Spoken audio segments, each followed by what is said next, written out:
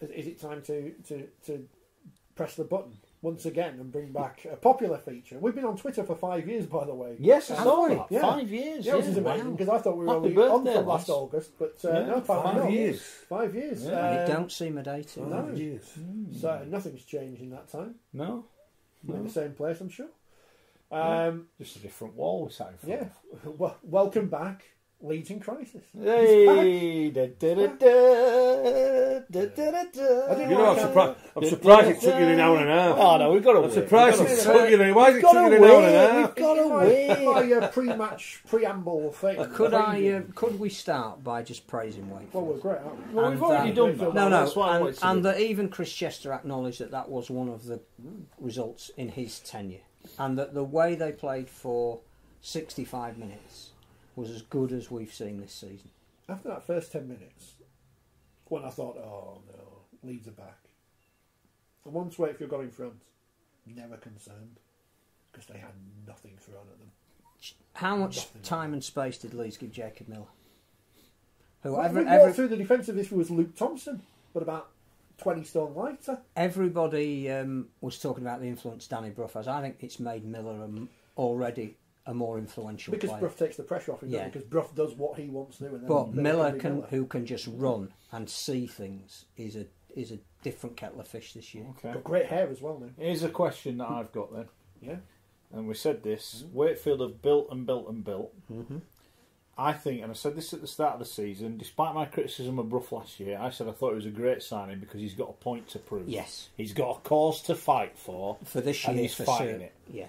And he's going to win them more games than he costs them. So he's a great signing. Is he going to get picked for Great Britain? I don't know. Craig Kopchak is a great signing, right? Adds quality to what they've already got. My question is, Leeds needed a half-back. They've got Lawler here. I'm unconvinced by him at the minute. Would Danny Brough get in the Leeds team now? And Craig Kopchak certainly would get in the Leeds team now. So why have Leeds gone out splashing cash when they could have actually got two players right on the doorstep that would have improved their team? So why have they done that? And here's one I'm going early with this one. Is Kevin Sinfield doing a peacock? Peacock went to OKR, got them relegated. You can't, however you dress it up, he was in charge, they got relegated. And Kevin Sinfield's throwing money around, and as I understand it, players not happy, players being cut adrift out of the squad, not welcome in the squad, disillusioned, want to leave the club. We're publicly told players are free to go because they need to try and turn over some salary cap. I don't think it's a happy camp there, and I think Kevin might be partly to blame for that. Well, one thing for sure, mate, is I'm getting fed up with this word, we're in transition. Right, we're in transition. This is Leeds Rugby League Club we're talking about, right? Just had a £45 million stadium, right? So we're in transition, right? And if Leeds are in transition, I would understand it if we were playing 4, 5, 6, 19, 20-year-olds, right? Well, let's just have a look at the side. What played on Friday night? Lower international. Briscoe, international. Watkins, international. By the way, as well, Callum Watkins, for me, I think the pressure of the captaincy is playing on him. I think the captaincy should be taken off him. Hurrell, international. Ash Hanley, first team player. Cameron Smith, first team player. Myler, international. Pettigrew, I don't know what he is. Dwyer, decent player. Murren, international. Ferris, international. Sutcliffe, a Knight. Cuthbertson, NRL. Alinsky, okay. Parcell, quality when he first came. Donaldson, for me, not good enough. And Singleton, yeah, decent player. Transition with a squad, what you've got there, what I've been doing in pre-season training, and by the way, David Ferner, for me, David Ferner is a quality coach. David Ferner was a quality player. You don't play for Australia like you play for there. You don't win a grand final, play with Cambria with the quality players what got from there. And I would imagine David Ferner, unfortunately, is putting the spin on the Leeds performances because he's been told to. Because he's been told to from there.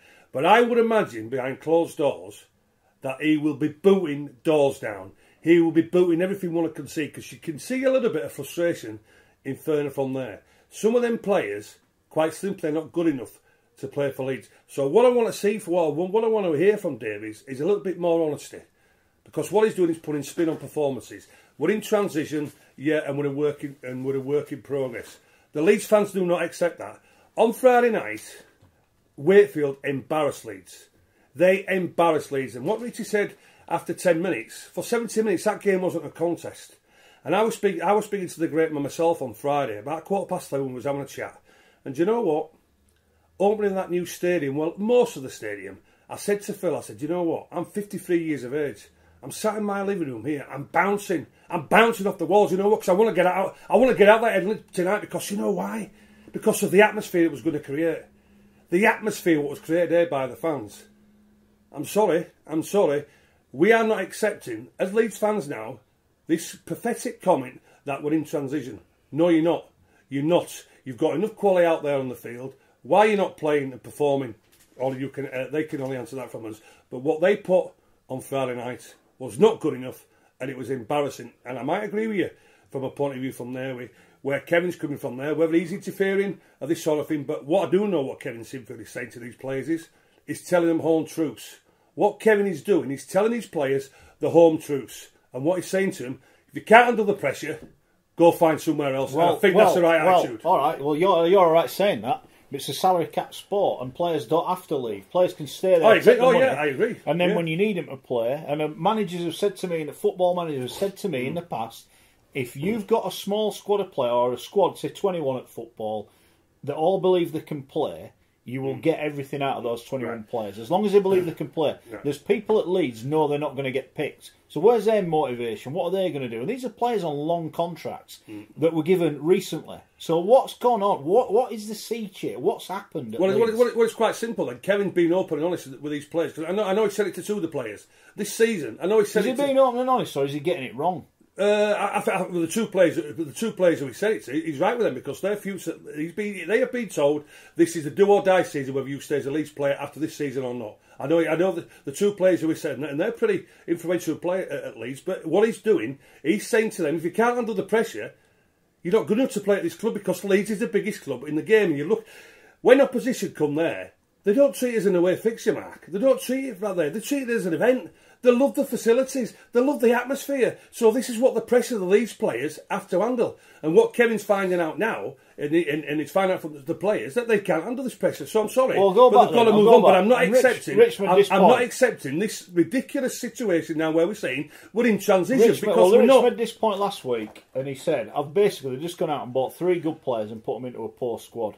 Should they strengthen the squad? Have they gone too early with their marquee? Should they have gone right? We'll buy 6 players." That make us a better squad altogether. What I think is surprising, and it was justified, and I don't blame the player himself, is that they bought in Callum McClelland, who I think is probably just about ready to have a shot at first team. Well, you said at the start he was going to. We said he wouldn't play, and he ain't going to play, is he? Well, it was a very good opportunity to play him on Friday Well, what night. does that say to him, though? We're going to play, Cameron Smith. We don't see him in training. I watched the under-19 game on Thursday night. McClelland clearly is a class above. Well, he's highly rated. So the question is, why aren't he playing? And I would, I hear what you say about Cameron Smith, and it's absolutely no doubt that we went in a press conference straight after, and the first thing that Chris Chester said was once we saw Cameron Smith was playing at standoff, we targeted that side that he would be defending. The kid made 40 tackles. I'm not sure he could have done a lot more, but clearly he is not a standoff. He's a very talented player.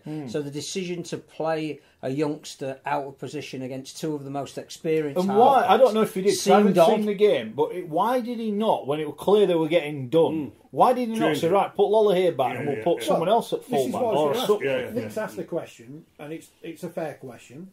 Lola here's a 6. So you play him at 6. They've got a full back at the club.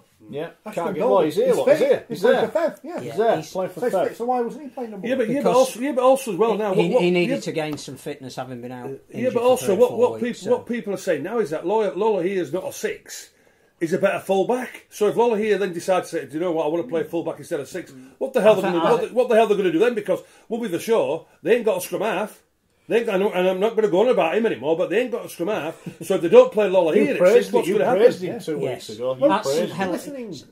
All of the players that are in transition because they're new to the club, and it does take a while, certainly for overseas players, to get familiar in their surroundings and with their teammates. There is naturally an element of transition. Even Lachlan Coote is in transition at the moment because he's not yet fully au fait with what St Helens do and play.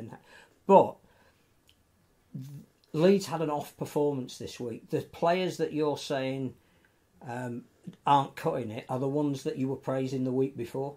at half-time at St Helens. There has to be that element of balance. Right, so where's the consistency in the performance? Well, there isn't any at the moment, but there was going to be a period of time at the start of this season where it took a chance. What I would say is, I was surprised McClellan didn't play on. Right. So what I pray, I pray is 25 minutes performance against St Helens. Right, they've not put an 80 minutes in. So in the second half against St Helens, they didn't score a try in 40 minutes from there. But right, so what I'm saying, you were saying they up until this week they were getting better every week. Yeah, they were. Yeah. So they've had an off week. Off week, it was an embarrassing week, Phil. No, well, I think you need to factor into that how well Wakefield. I mean, we haven't mentioned Matty Ashurst yet, who I thought, had he stayed on for the full 80 minutes, would have been a candidate for man of the match. Everybody in that Wakefield team made a contribution. It was almost like clockwork, but they've been building that. How easy did Leeds make that performance for Wakefield? Well, again, one thing we haven't spoken about, which didn't make any difference to the result and shouldn't have done, because Wakefield were clearly a much better team. We need to decide what we're doing with obstruction again at the moment, because it's suddenly become an issue. Had it gone to 24-16, it might have been a different game. But Leeds didn't deserve anything out of that game. But for 4 weeks away from home, they were building. For the 5th week, against a very, very good team who were completely underestimated by anybody outside of Wakefield, they weren't good enough. They've got a real test now over the next 2 weeks. It was interesting in the press rooms afterwards. I enjoy listening to the coaches because they teach you things. Because I'm just some bloke who goes and says, this team scored a try, and then this other team scored a try, and now they're winning. And Chris Chester was talking about Ryan Hampshire, and I'm on the record on this programme, I think Max Jarrett's the best fullback at Wakefield, but he's playing at Newcastle at the minute. Because as Chris Chester explained, the fullback in his system is almost another halfback. So Ryan Hampshire fits perfectly into that, and now I can understand. And that's what he also said about Leeds picking a second rower at standoff. That's where they knew they'd have Cameron Smith, I think, is well worthy of a place in the Leeds 17. Oh, he's well worthy of playing in the back row, absolutely. Yeah, but why chuck him under a bus? Are we going to see McClellan this week then, or what's going to happen? I suspect it depends on whether Jack Walker's fit. Because if he comes back, Lola here goes back to 6. I think a lot of it is about building partnerships, and that, again, is... It's interesting that having had the Lollahea Myler and them getting better each week, you then break that up. Brilliant comment from KPW here, who is a Wigan fan.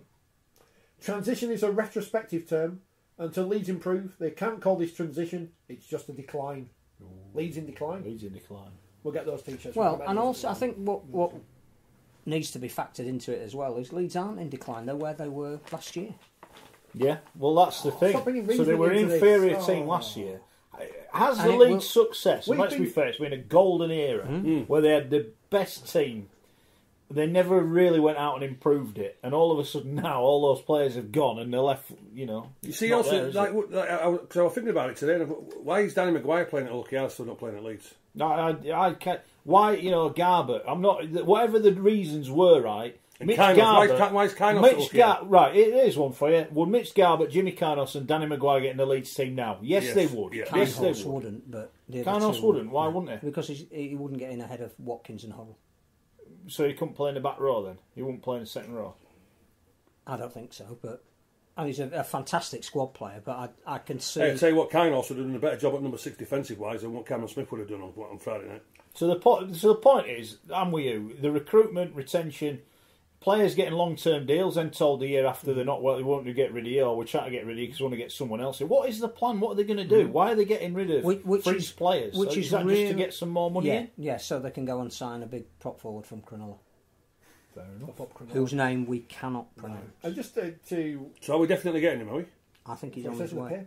No, I think Cronulla desperately need to get... Before the season kicks off, there are, I think, 3 NRL teams that need to get rid of players to be under the salary cap, because they actually enforce their salary cap as if it's live. One of them is Cronulla. One of them is this huge prop forward who I think has been offered to clubs, and he looks like Leeds are interested. What about now to sign him? They probably have had to release the Malalis and. I say as well, Phil, Callum Watkins. We know Callum's coming back after a serious knee injury, right? But he was made to look like an under-8s player by.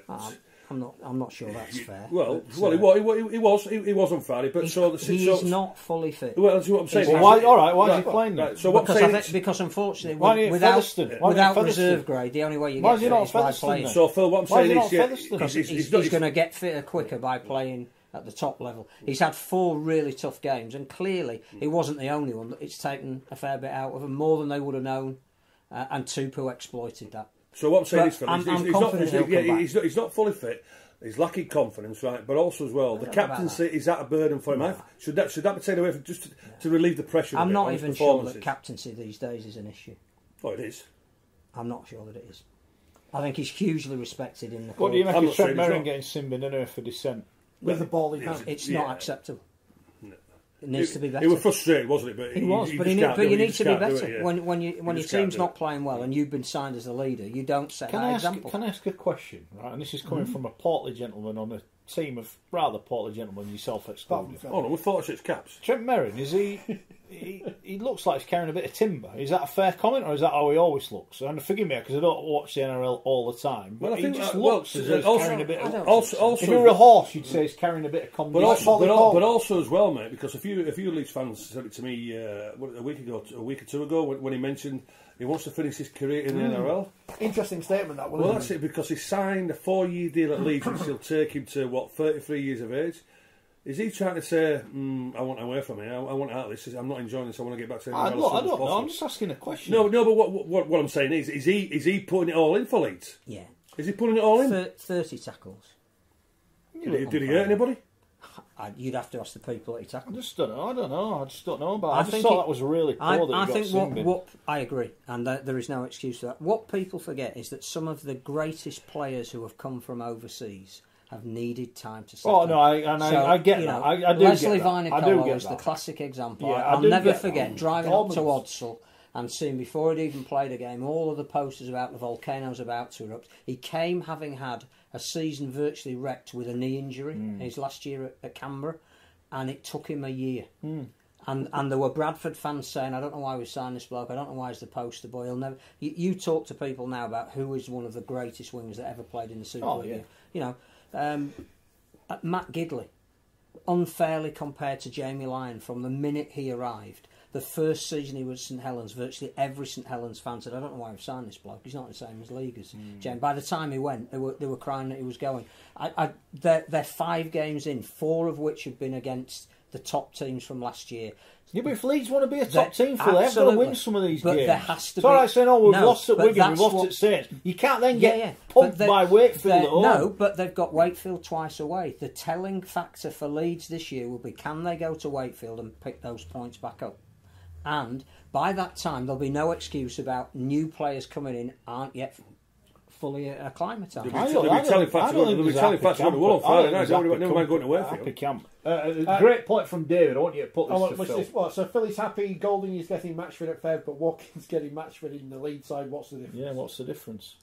I suspect that it's... For whatever reason, Ashton Golding's face doesn't fit at Leeds at the moment. Yeah, exactly. Signed a new 5-year deal 2 But years ago. didn't he? you would have to ask Kevin Sinfield and David Furner why that is. I think Callum Watkins, the way he certainly played against Salford, the way he played for most of the game against St Helens, it looked like he was getting his fitness back. It seemed that last Friday caught up with him a bit. People very much enjoy. But he is a world-class player. Can I just one second?